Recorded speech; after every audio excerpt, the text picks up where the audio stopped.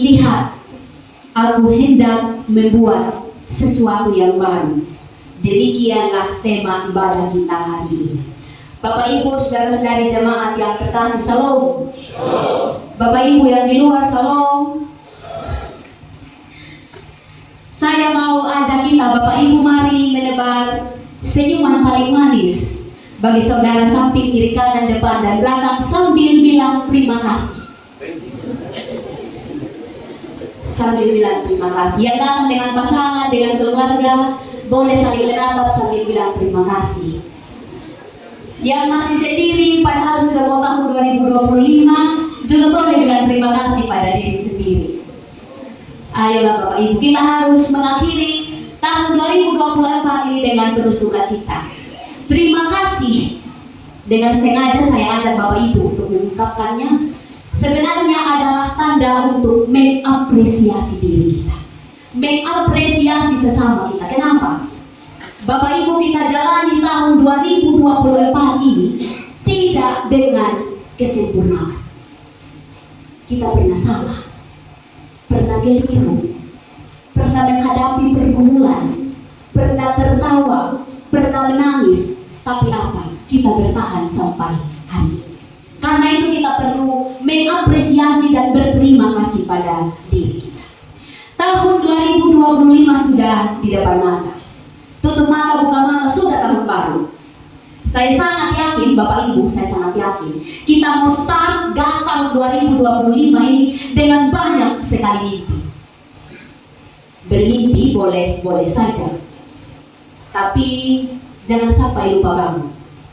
Karena kalau mimpi lalu tidak tahu bangun, tidur terus, orang Sumba bilang kata udah pengalaman, sama dengan tidak jadi apa-apa juga Bapak Ibu. Kita mungkin bermimpi tahun 2025 apapun yang terjadi saya harus punya jodoh. Saya bukan sindir papen. Harus dapat jodoh, tapi kita punya selera harus saya Stephen William dan mahal ini. Dorong di Jakarta kita di Manpara Bapak Ibu, Bang cerita. Harus dapat jodoh, tapi tiap hari tak kurung dalam kamar. Baru ketemu orang supasa buka kerap. Bagaimana cerita itu jodoh bisa dekat? Kita punya mimpi di tahun 2025 ini. Saya cuma minta ya minimal dapat pekerjaan yang mapan. Tapi anehnya, Tuhan kasih kita perkara yang kecil dan sederhana saja, kita tidak bisa setia. Tapi mimpi mau punya pekerjaan yang mapan. Hello. Tahun 2025 saya punya mimpi sederhana saja. Paling tidak saya sehat, kesehatan prima itu sudah yang paling penting. Tapi setiap hari hidup semrawut. Pola makan tidak dijaga, pola hidup tidak diatur. Mengidap penyakit tertentu tahu, tapi larangan dokter tetap kita konsumsi. Tapi punya mimpi mau hidup sehat, tidak akan bisa juga Bapak Ibu. Artinya bahwa kita mau disadarkan, oke, kita boleh bermimpi. Mimpi itu bisa saja terwujud kalau apa? Kalau kita berjuang menggapai mimpi itu dengan memakai hikmat Allah. Untuk itu di awal perenungan ini saya mau ajak Bapak Ibu, mari kita evaluasi diri kita. Juga sekaligus kita evaluasi hal-hal yang sudah kita lewati di tahun 2024 ini.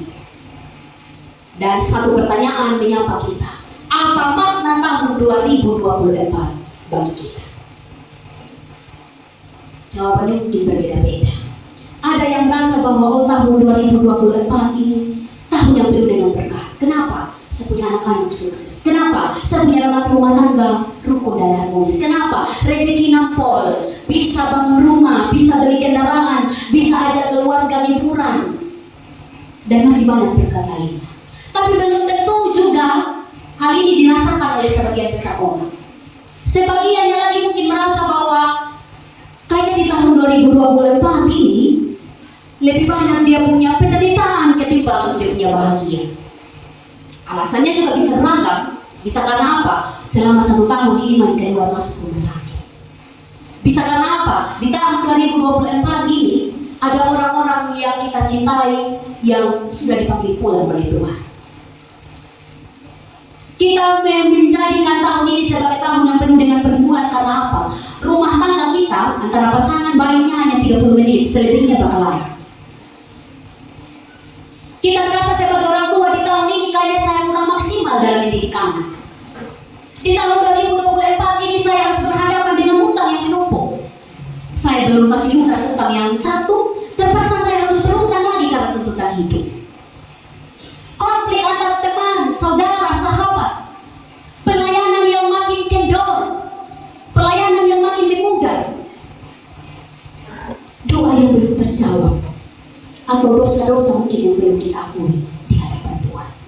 Sehingga pergumulan ini menjadi bayang-bayang masa lalu yang pada akhirnya membuat kita khawatir, cemas, bahkan pesimis. Jangan sampai di tahun 2025 juga masih sama.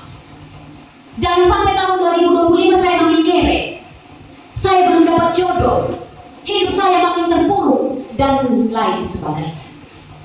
Bangsa Israel, kalau kita ikuti perjalanan hidup mereka, mereka adalah tipe bangsa yang susah untuk move on. Selalu dihantui bayang-bayang masa lalu. Sehingga dua teks bacaan kita sore hari ini, teks yang dituliskan Yesaya, pesan Allah kepada bangsa Israel, adalah pesan yang bertujuan untuk menghalau semua rasa takut, khawatir, cemas yang dialami oleh bangsa Israel, dengan memberikan mereka sebuah keyakinan bahwa jangan ingat-ingat lagi yang sudah berlalu. Kenapa? Karena kalau semakin mengingat-ingat apa yang sudah berlalu, kefokusan kita kepada Allah yang menyediakan masa depan yang baru itu akan berhalang. Allah mau mengajak sekaligus memberikan warning kepada bangsa Israel bahwa tinggal dan hidup di masa lalu hanya membawa kelumpuhan total bagi perjalanan hidup mereka. Masa lalu tidak perlu lagi diingat-ingat. Entahlah itu bagaimana Allah menyelamatkan mereka dari Mesir, lalu menuntut mereka di Kanaan, atau ketika mereka sedang mengalami penderitaan ketika dalam tawanan di Babel. Karena teks ini Bapak Ibu dituliskan saat mereka ada dalam pembuangan. Sebelum peristiwa pembuangan terjadi, Allah sudah berkali-kali mengingatkan mereka, ayo bertobat sudah, jangan tinggal lagi di cara hidup yang lama. Waktunya menata hidup yang baru, memulai hidup yang baru. Tapi seruan Allah tidak pernah dihiraukan. Seruan Allah itu tidak pernah didengarkan, tidak pernah dicamkan oleh bangsa Israel. Karena itu apa yang terjadi? Mereka ditaklukkan oleh Babilonia selama 70 tahun. Meskipun demikian, Allah tidak pernah berhenti berproses. Ia terus memproses kehidupan bangsa Israel, bahkan di dalam kehidupan pemberontakan mereka sekalipun.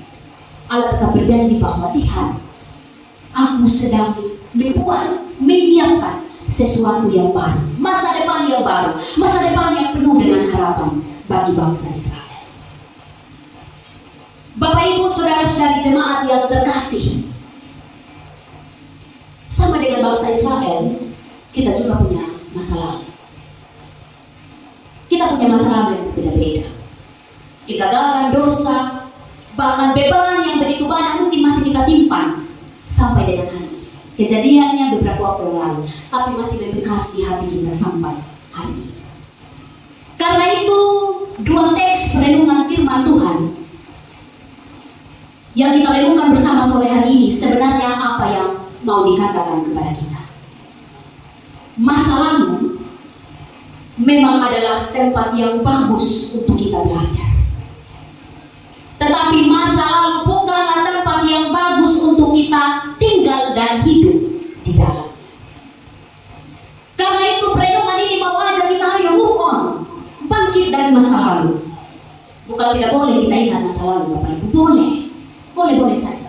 Bahkan perlu juga sesekali kita menoleh ke belakang. Untuk apa? Untuk belajar dari pengalaman yang terjadi. Sesekali juga kita perlu menoleh ke belakang. Untuk apa?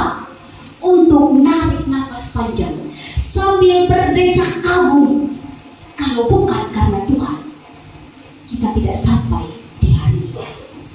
Sesekali kita perlu menoleh ke belakang untuk bilang apa? Ebenezer, sampai di sini Tuhan menolong kita.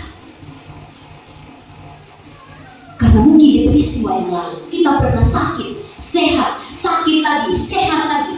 Kita pernah untung, merugi lagi. Kita pernah menangis, kita pernah bersedih, tapi kita juga pernah bergembira. Kita pernah mengalami kebingungan dalam hidup, tapi selalu ada kepastian. Kita Kita pernah mengalami keputusasaan, tapi selalu ada pengharapan yang Tuhan sediakan. Kita pernah mengalami ketakutan dalam hidup, tapi pada waktu-waktu tertentu Tuhan juga membuat kita menjadi orang-orang yang berani. Dan di semua kisah yang pernah terjadi itu, Tuhan ada untuk menyertai kita. Kalau kita mengingat sambil mengagumi karya Tuhan, oke. Tapi jangan pernah mau tinggal di masa lalu. Kenapa? Ibarat Bapak Ibu kalau kita mengendarai kendaraan, sesekali memang kita perlu untuk menoleh ke belakang lewat spion kiri kanan. Boleh sesekali. Tapi kalau kita pantau belakang terus pakai spion, apa yang akan terjadi? Celaka Bapak Ibu. Kita mengabaikan apa yang ada di depan, saking terlalu fokus pada apa yang ada di belakang. Masa lalu biarlah berlalu. Yang walaupun sebenarnya saya juga belum siap untuk jadikan manfaat sebagai masa lalu. Mau seberapa keras pun kita ingin bernostalgia, masih mau nyaman dengan masa lalu, tetap kita tidak bisa mengubah apapun. Masa lalu tidak bisa kita ubah, Bapak Ibu. Tapi kita selalu punya kesempatan untuk mengubah dan mempersiapkan masa depan. Masa lalu tidak bisa kita ubah, tapi kita bisa mengubah masa depan dengan memperbaiki diri kita. Kalau di masa lalu kita pernah gagal, jangan lagi tinggal dalam kegagalan itu lalu pesimis. Di tahun yang baru, kita mulai bilang lagi, kayaknya tidak bisa lagi. Jangan. Kalau di masa lalu, di tahun 2024 kita pernah gagal, tahun 2025 dengan optimis kita bilang kita pasti berhasil. Kalau di tahun ini kita pernah menyia-nyiakan waktu pemberian Tuhan, maka di tahun yang baru jangan lagi Bapak Ibu. Waktu yang ada pakai sudah, waktu yang ada renungkan sudah, waktu yang ada manfaatkan sebaik-baik mungkin. Kalau di tahun ini mungkin hari-hari kita hanya dipenuhi dengan amarah, dengan kebencian, dengan dendam pasca proses pemilu itu. Di tahun yang baru jangan lagi kita bawa-bawa. Sudah lagi Bapak Ibu. Lupakan kalau kita pernah disakiti. Lupakan kalau kita pernah dilukai. Lupakan kalau kita pernah susah. Lupakan kalau kita pernah mengalami pengalaman-pengalaman buruk. Lupakan semua itu. Karena apa? Kalau kita fokus dan mengingat kepahitan-kepahitan di tahun 2024 ini, kita akan menutup mata terhadap masa depan yang sedang Tuhan siapkan bagi kita. Sedangkan dalam firman ini Tuhan bilang apa? Lihat, aku hendak membuat sesuatu yang baru bagi. Jangan biarkan kekelaman di masa lalu itu membuat mata iman kita tertutup untuk melihat berkat yang sedang Tuhan siapkan bagi kita. Bapak Ibu saudara-saudari yang terkasih, menyongsong tahun 2025, sebenarnya kita juga tidak perlu terlalu kepo untuk mencari tahu di tahun 2025 apa yang akan terjadi. Perlu juga kita harus tahu. Dan jawabannya juga tidak pernah dan tidak akan kita tahu. Apakah di tahun 2025 kita masih hidup atau tidak? Tidak ada kita yang tahu. Apakah di tahun 2025 rumah tangga kita bertahan dalam keharmonisan atau bertahan dalam kehancuran? Tidak ada kita yang tahu. Apakah di tahun 2025 kondisi ekonomi keluarga kita makin kuat atau melemah? Tidak ada kita yang tahu. Dan itu bukan urusan kita untuk mencari tahu. Yang harus kita tahu ialah bahwa segala kemungkinan bisa terjadi. Semua kisah bisa saja terjadi. Dan bagian kita, urusan kita ialah mempersiapkan diri kita. Kita harus bersiap diri untuk bertarung di tahun 2025. Mungkin kita tidak bisa memenangkan setiap pertempuran dalam hidup. Tapi kendati pun demikian, Bapak Ibu, jangan pernah berhenti berjuang. Jangan pernah berhenti berjuang. Saya mengajak kita untuk mencamkan satu hal ini. Dunia ini kejam, Bapak Ibu. Dunia ini kejam. Dan dunia tidak pernah sungkan untuk membuang siapa saja yang tidak siap untuk bertahan. Dunia tidak sungkan untuk melempar siapa saja yang tidak siap untuk bertempur dalam hidup. Karena itu, kalau mungkin kita belum maksimal di tahun ini melakukan pelayanan di gereja, sebagai apapun tugas kita. Kita belum maksimal melayani sebagai pendeta, sebagai vikaris, sebagai penatua diaken, sebagai pemain musik, song leader, koster, sebagai apapun kita dalam tanggung jawab pelayanan. Kalau kita belum maksimal dalam melayani keluarga kita, kalau di tahun ini kita masih seringkali gagal menjadi sahabat bagi sesama kita, maka pastikan di tahun 2025 kita mau bergerak maju dengan optimis, dengan maksimal, dengan optimal. Kita melakukan yang terbaik untuk Tuhan dan juga untuk sesama kita. Kalau di tahun ini kita masih menjadi hamba miras, hamba judi online, kita masih menjadi hamba dosa yang selalu berkompromi dengan kemalasan untuk tidak menghargai persekutuan bersama dengan Tuhan, pastikan di tahun yang baru kita mau bergerak secara maksimal untuk mengubah seluruh kebiasaan buruk itu. Tetapi kita juga harus berjuang. Di tahun yang baru mungkin kita mau susun strategi yang baru.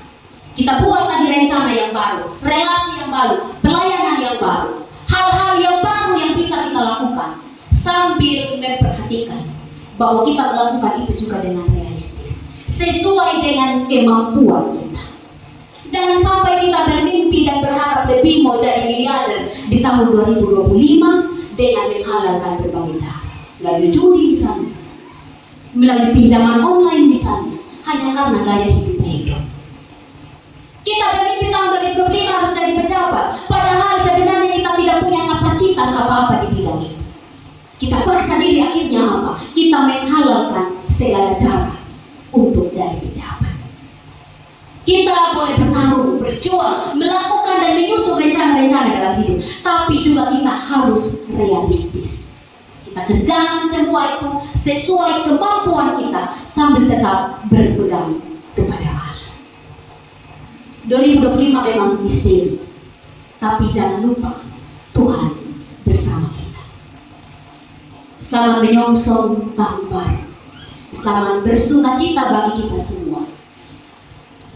Jadilah manusia yang baru. Siapkan hati yang baru untuk memasuki tahun yang baru. Jangan menggantungkan harapan kita pada tahun itu, tapi gantungkan harapan kita pada Tuhan. Selamat berproses. Tuhan memberkati. Amin.